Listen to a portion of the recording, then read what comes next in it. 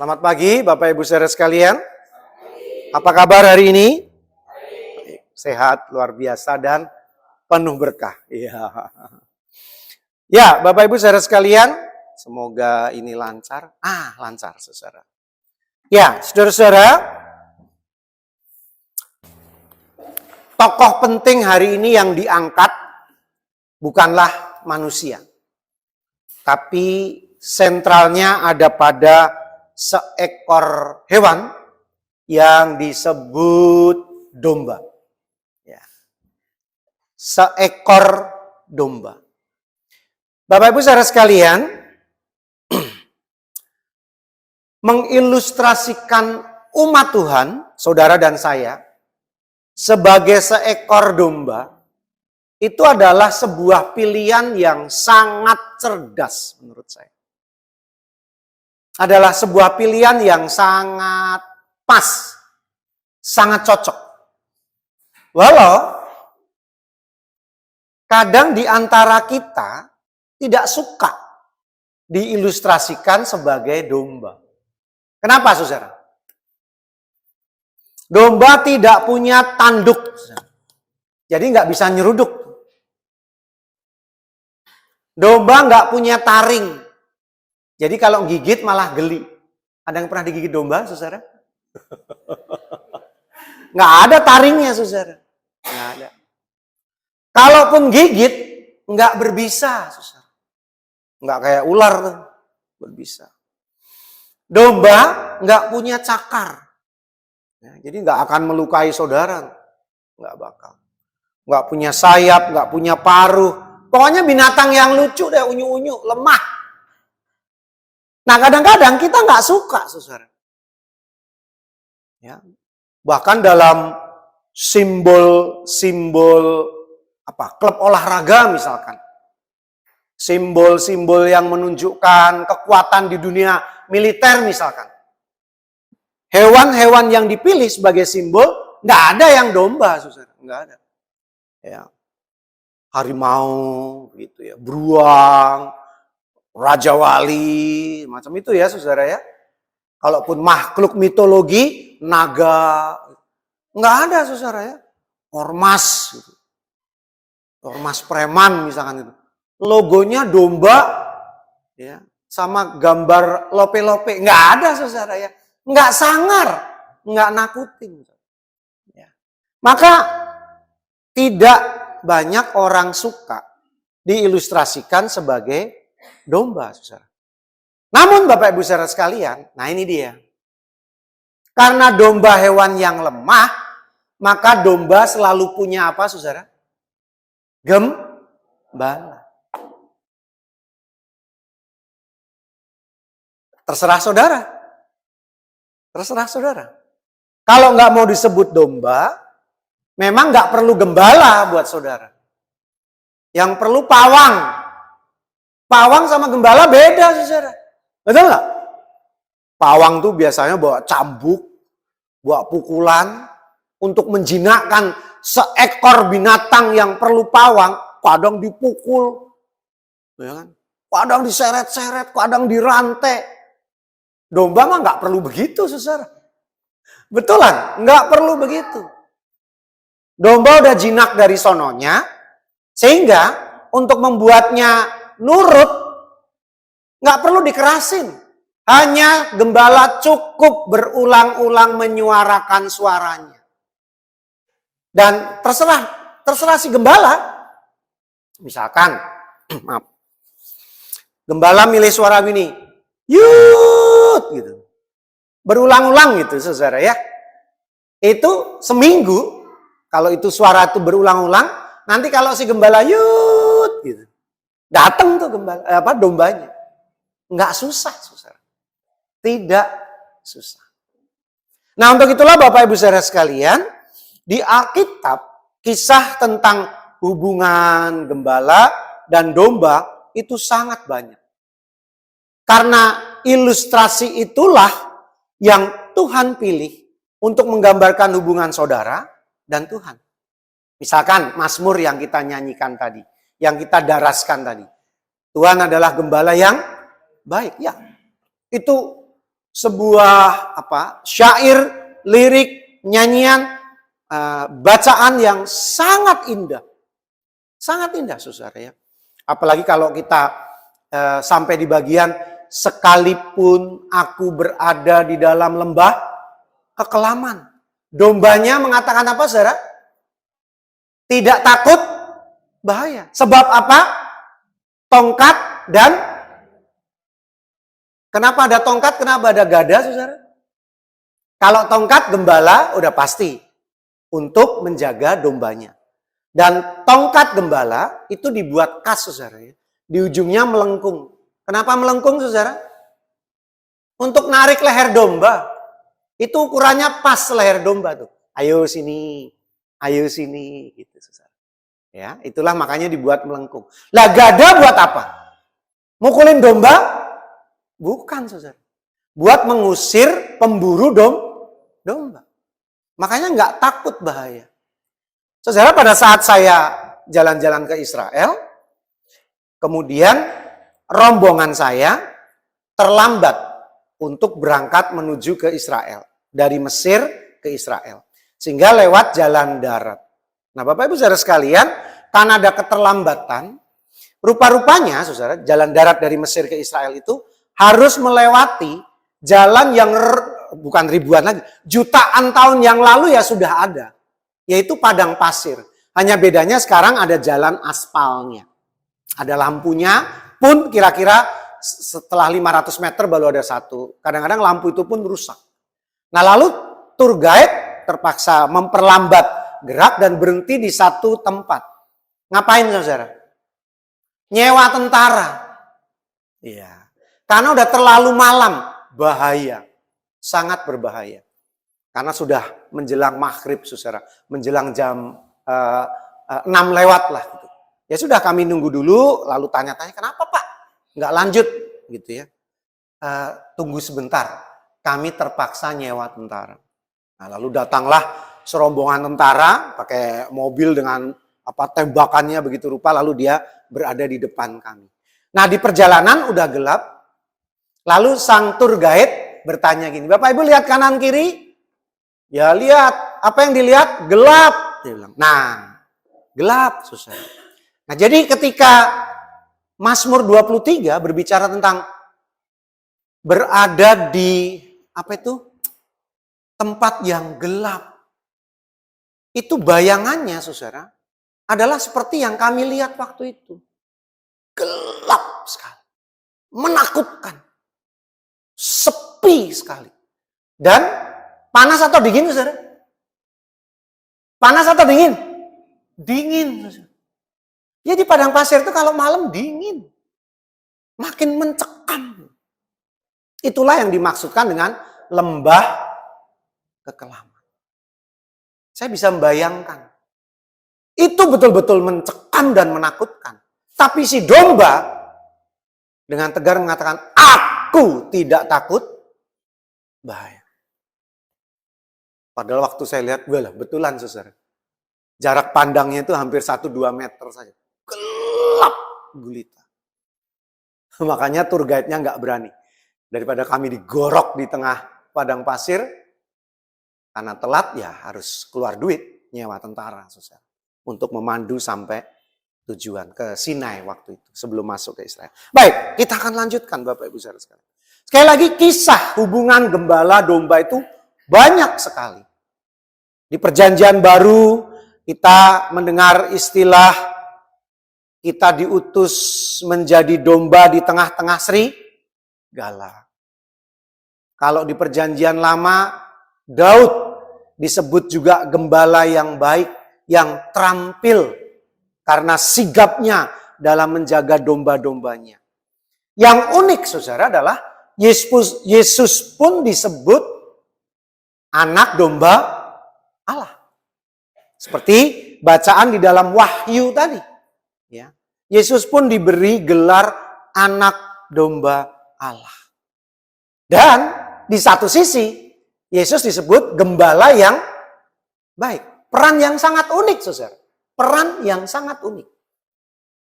Dia kadang disebut gembala, kadang disebut anak domba atau domba. Dan peran itu disatukan dalam bacaan kita di Wahyu tadi. Anak domba itu akan menggembalakan. Uyang saudara. Unik sekali.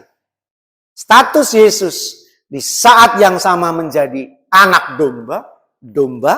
Di satu sisi dia menjadi sang gembala. Kenapa seperti itu? Nanti akan kita lihat apa dampaknya buat kehidupan kita. Bapak Ibu saudara sekalian, berarti hubungan gembala dan domba itu istimewa. Maka, kalau saudara nggak mau disebut domba, rugi saudara-saudara.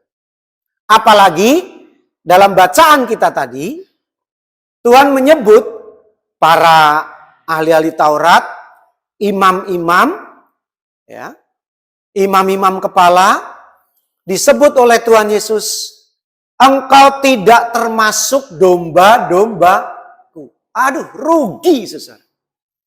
Orang-orang itu rugi besar. Setiap umat, aku nggak mau disebut domba. Lemah kali. Aku lebih perkasa dari domba. Terserah. Tapi saya mau katakan pada saudara yang menolak disebut domba. Atau orang yang tidak dimasukkan dalam domba Yesus, dia rugi besar. Bapak Ibu saudara sekalian, kenapa ahli-ahli Taurat tadi, imam-imam kepala tadi, disebut oleh Tuhan Yesus, kamu tidak termasuk domba-dombaku. Karena mereka sudah diberitahu oleh sang gembala, tetap menolak. Dikatakan oleh Tuhan Yesus, aku sudah mengatakannya kepadamu. Kamu tetap tidak percaya. Aku sudah melakukan sesuatu. Jadi nggak cuma teori, tapi Yesus melakukan sesuatu. Pekerjaan yang kulakukan. Bayangkan saudara, udah dijelaskan. Teorinya udah disampaikan. Prakteknya sudah ditunjukkan. Tetap tidak mau percaya. Ya sudah, tetap tidak mau menjadi domba-domba Kristus. Sekali lagi, ya sudah, saudara. Mereka adalah orang-orang yang rugi. Nah, Bapak Ibu saudara sekalian,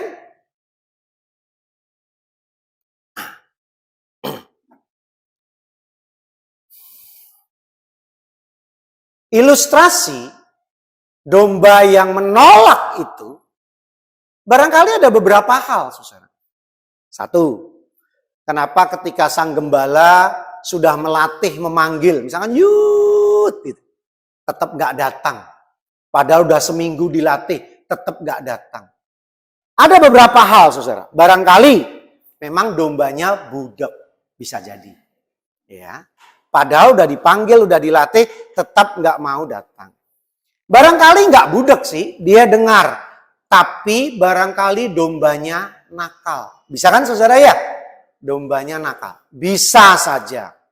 Atau yang ketiga ini saudara. Dan nampaknya inilah yang dialami orang-orang Yahudi tadi. Inilah yang dialami para ahli-ahli Taurat tadi. Apa itu? Domba-domba itu kenapa nggak mau dipanggil sang gembala? Barangkali memang domba-domba itu tertarik kepada hal yang lain.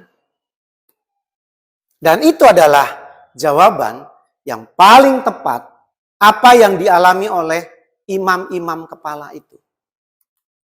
Saudara, ada hal yang mereka gemari.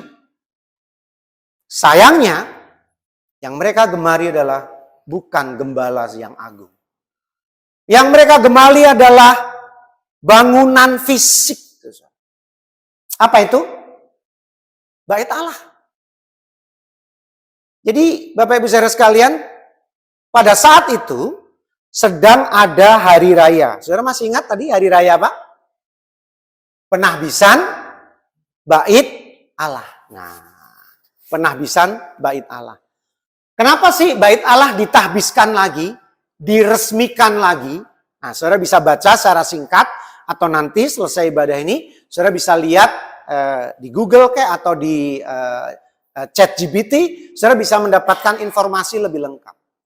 Intinya Bapak Ibu saudara sekalian, bait Allah itu pernah dilarang untuk dipakai. Ya, jadi orang Israel bingung mau beribadah di mana nih? Gitu. Nah, setelah ada perjuangan, perlawanan, akhirnya bait Allah itu bisa dipakai kembali. Nah, pada abad kedua itulah bait Allah yang bisa dipakai kembali itu diresmikan. Nah, setiap tahun kejadian itu dikenang. Kejadian itu dikenang. Saudara, barangkali ya bener lah Pak, kalau gereja ini ditutup oleh siapa kek gitu ya, warga, kami pasti berjuang agar gereja ini bisa dipakai kembali. Ya betul lah Pak. Pendapat itu enggak salah, saudara. Pendapat itu enggak salah. Tapi Bapak Ibu saudara sekalian, orang Israel enggak cuman berpendapat sesederhana itu. Tempat ibadah ditutup, dibuka lagi enggak. Tapi bangsa Israel punya pendapat begini. Tidak ada tempat lain, sekali lagi saudara ya, tidak ada tempat lain di mana kami bisa bertemu dengan Allah kecuali di bait Allah. Disitulah letak kesalahannya. Saya ulangi saudara ya, dengan ilustrasi. Kalau gereja saudara ini ditutup, apakah betul saudara nggak bisa beribadah? Betul. Saudara bisa lakukan di tempat lain. Apakah Tuhan lalu hilang? Apakah Tuhan memang nggak ada lagi selain di gereja ini? Betul nggak saudara? Nggak begitu. Kita bisa memakai tempat lain.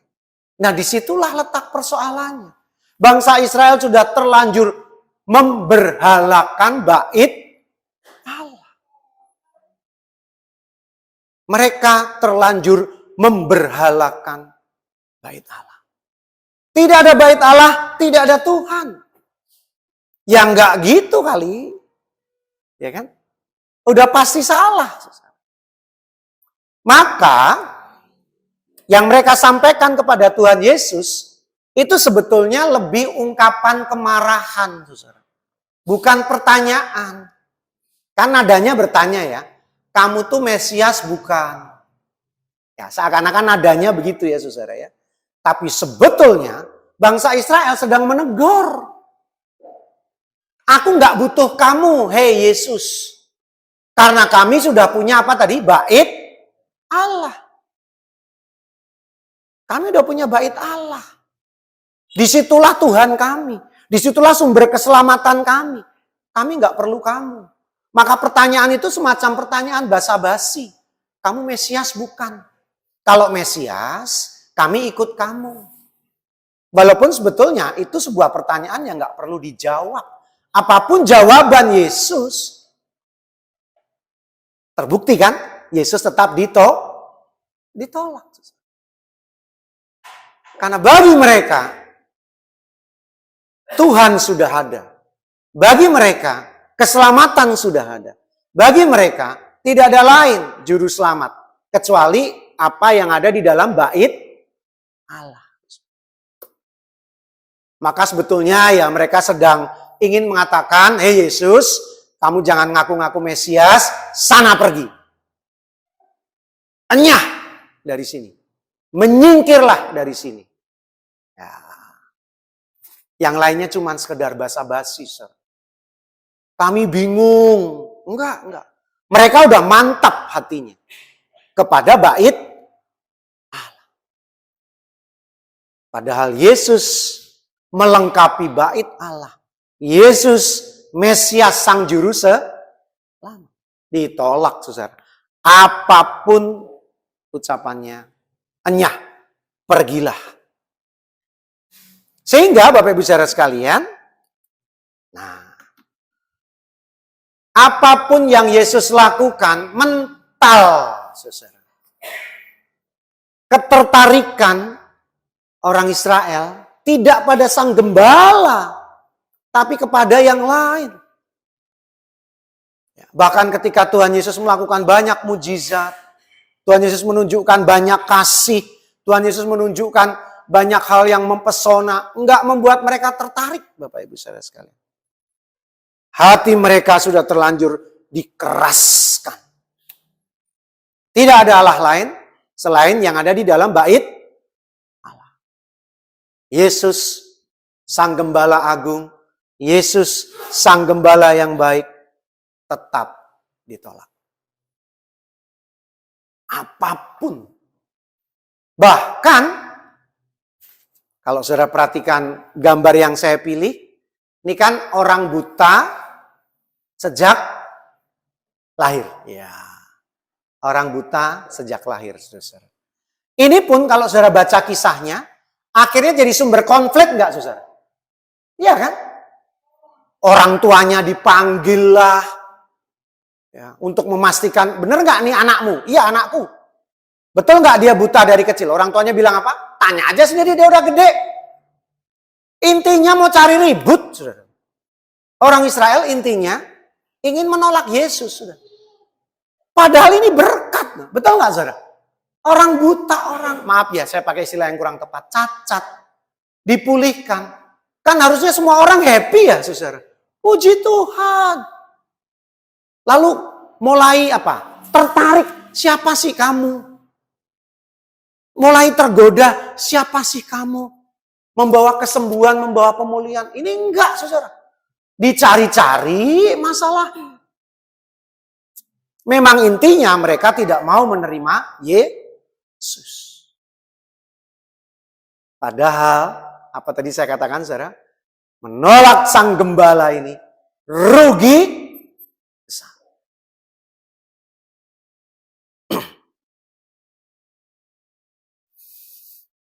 Bayangkan, saudara. Sang Gembala ini dalam ayat 28 menyediakan hidup yang kekal. Pentingkah pernyataan ini buat saudara? Sangat penting. Bukankah inilah yang dicari umat manusia selama ini dalam hal beragama? Apa sih yang manusia cari? Surga. Dan Kristus mengatakan, Sang Gembala baik ini mengatakan, aku sediakan buat engkau. Ada, mungkin saya mau sebut kandang, salah kali ya. Ada tempat yang nyaman bagimu. Hai domba-dombaku. Hai domba-dombaku. Yang gak termasuk, yang menolak, domba nakal, domba pura-pura budak, rugi, saudara. Dan yang terakhir, Bapak Ibu saudara sekalian.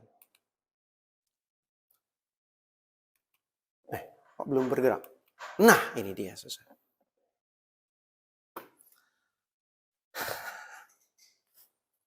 Ada janji yang sangat indah, saudara. Ada janji yang sangat penting. Domba-domba itu tidak akan direbut oleh siapapun. Bahkan, Tuhan Yesus mengatakan, Bapakku lebih besar dari siapapun. Apa yang dia ingin katakan, saudara? Apa yang ingin dia katakan? Dia akan melakukan apapun untuk keselamatan sang domba. Ya, itu yang dia janjikan, saudara. Dia akan melakukan apapun untuk domba-dombanya. Asal saudara tetap rela menjadi domba. Jangan domba berbulu, serigala berbulu. Asal jangan minta, oke Tuhan, aku mau jadi domba, tapi aku pengen punya cakar dong. Biar kalau nabok kerasa.